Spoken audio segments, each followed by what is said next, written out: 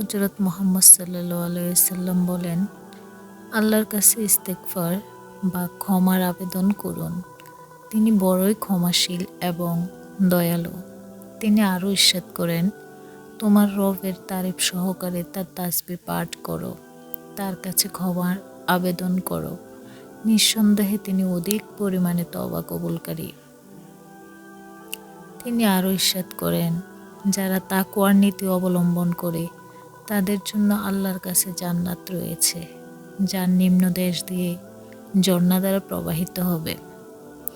যদি কেউ কোনো অপরাধের কাজ কিংবা নিজের উপর অত্যাচার করে বসে এবং পরে আল্লাহর কাছে ক্ষমা কামনা করে, তাহলে সে আল্লাহকে ক্ষমাকারী অনুগ্রহপ্রাপ্ত হবে। আল্লাহ এমন নন যে আপনি তাদের মধ্যে বিদ্যমান থাকা অবস্থায় তিনি তাদেরকে আযাব দেবেন, এবং আল্লাহ এমনও নন যে তারা ক্ষমা প্রার্থনা করবে অথচ তিনি তাদেরকে আযাব দেবেন। আর আল্লাহ ছাড়া গুনাহ মাফ করতে পারে এমন কে রয়েছে? এসব ব্যক্তি জেনে শুনে খারাপ কাজ বারবার করে না। হযরত আগার আল মুজানি রাদিয়াল্লাহু তাআলা থেকে বর্ণিত, রাসূল সাল্লাল্লাহু আলাইহি ওয়াসাল্লাম বলেন, কখনো কখনো আমার কলবের উপর আবরণ ফেলা হয়। আমি আল্লাহর কাছে দৈনিক 100 বার তওবা করি। হযরত আবু হুরায়রা রাদিয়াল্লাহু তাআলা থেকে বর্ণিত, তিনি বলেন, আমি রাসূল সাল্লাল্লাহু আলাইহি ওয়াসাল্লামকে বলতে শুনেছি, তিনি বলেছেন, আল্লাহর শপথ, আমি দৈনিক 70 বারের অধিক আল্লাহর কাছে ক্ষমা চাই এবং তওবা করি। সুবহানাল্লাহ। হযরত আবু হুরায়রা রাদিয়াল্লাহু তাআলা বলেন, রাসূল সাল্লাল্লাহু আলাইহি ওয়াসাল্লাম বলেন, যে সত্তার শপথ যার হাতে আমার জীবন, তোমরা যদি পাপ না করতে, আল্লাহ তোমাদেরকে সরিয়ে দিয়ে অন্য এক জাতিকে প্রেরণ করতেন, যারা পাপ করে আল্লাহ তাআলার কাছে মাফ চেয়ে বলতো আর তিনি তাদেরকে ক্ষমা করে দিতেন।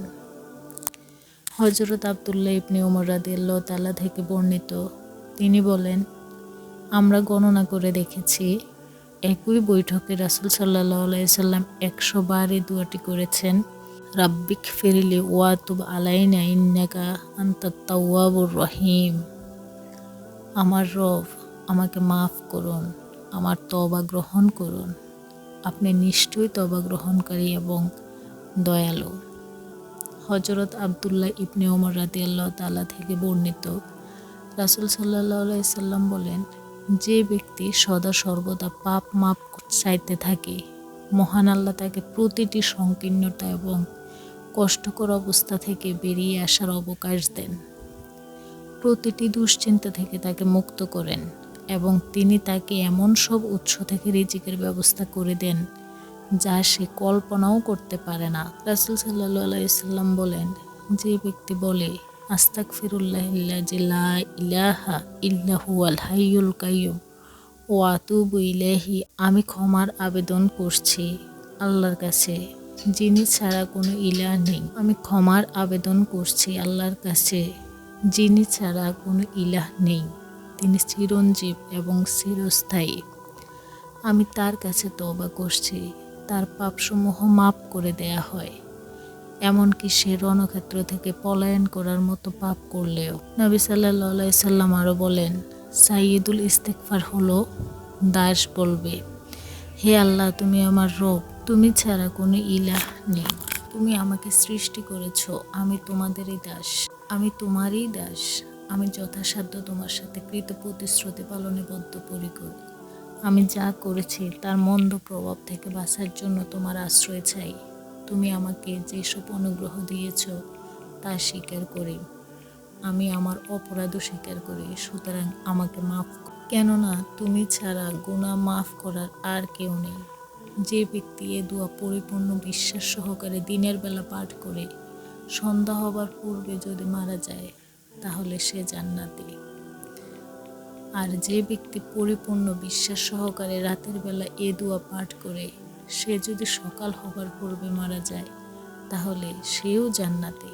সুবহানাল্লাহ। হযরত সাওবান রাদিয়াল্লাহু তাআলা থেকে বর্ণিত, তিনি বলেন, রাসূল সাল্লাল্লাহু আলাইহি ওয়াসাল্লাম সালাত শেষ করে 3 বার ইস্তেগফার করেন। তিনি আরও বলেন, আল্লাহুম্মা আনতাস সালামু ওয়া মিনকাস সালামু তাবারাকতা ইয়া যাল জালালি ওয়াল ইকরাম। হে আল্লাহ, তুমি শান্তি, তোমারই কাছে শান্তি ও নিরাপত্তা পাওয়া যায়। তুমি বরকত ও কল্যাণময়। হযরত আয়েশা সিদ্দিকা রাদিয়াল্লাহু তাআলা থেকে বর্ণিত, তিনি বলেন, রাসূল সাল্লাল্লাহু আলাইহি ওয়াসাল্লাম ওফাতের পূর্বে অধিক সংখ্যায় এই দোয়া পাঠ করতেন, সুবহানাল্লাহি ওয়া বিহামদিহি আস্তাগফিরুল্লাহ ওয়া আতুবু ইলাইহি। আল্লাহ পবিত্র, সব তারিফ তার জন্য। আমি আল্লাহর কাছে ক্ষমার আবেদন করি এবং তার কাছে তওবা করি। হযরত আনাস রাদিয়াল্লাহু তাআলা থেকে বর্ণিত, তিনি বলেন, আমি রাসূল সাল্লাল্লাহু আলাইহি সাল্লামকে বলতে শুনেছি, আল্লাহ তাআলা বলেন, হে আদম সন্তান, যে পর্যন্ত তুমি আমার কাছে দোয়া করতে থাকবে এবং আমার কাছে প্রত্যাশা করবে, সে পর্যন্ত আমি তোমার গুনাহ মাফ করতে থাকব। তা তোমাদের পাপের পরিমাণ যত বেশি, যত বড়ই হোক, এই ব্যাপারে আমি কোনো পরোয়া করব না। হে আদম সন্তান, তোমার পাপের পরিমাণ যদি আকাশ পর্যন্ত পৌঁছে যায় আর তুমি যদি আমার কাছে মাফ চাও, তাহলে আমি তোমাকে মাফ করে দেব। এই ব্যাপারে আমি পরোয়াই করব না। হে আদম সন্তান, যদি তুমি আমার কাছে পৃথিবী প্রমাণ পাপ সহ উপস্থিত হও আর আমার সাথে কাউকে শরীক না করে থাকো, তাহলে আমিও ঠিক পৃথিবী প্রমাণ ক্ষমা নিয়ে তোমার কাছে অগ্রসর হব। সুবহানাল্লাহ। হযরত আব্দুল্লাহ ইবনে উমর রাদিয়াল্লাহু তাআলা থেকে বর্ণিত, নবী করিম সাল্লাল্লাহু আলাইহি সাল্লাম বলেন, হে মহিলাগণ, তোমরা দান করো এবং বেশি বেশি পাপ মাফ চাও, কেননা আমি দেখেছি জাহান্নামের অধিবাসীদের অধিকাংশই মহিলা।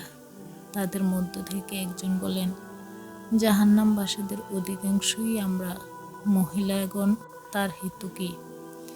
উত্তরে তিনি বলেন, তোমরা অধিক মাত্রায় লানত ও অভিসম্পাত করে থাকো এবং স্বামীর প্রতি অকৃতজ্ঞ ও অবাধ্য হও। জ্ঞান, বুদ্ধি ও দিনের ব্যাপারে ত্রুটি থাকা সত্ত্বেও তোমাদের যে কোনো নারী, যে কোনো বুদ্ধিমান ও চতুর পুরুষকে যেভাবে হতবুদ্ধি করে দেয়, তা আমি আর কোথাও দেখিনি। আসসালামু আলাইকুম।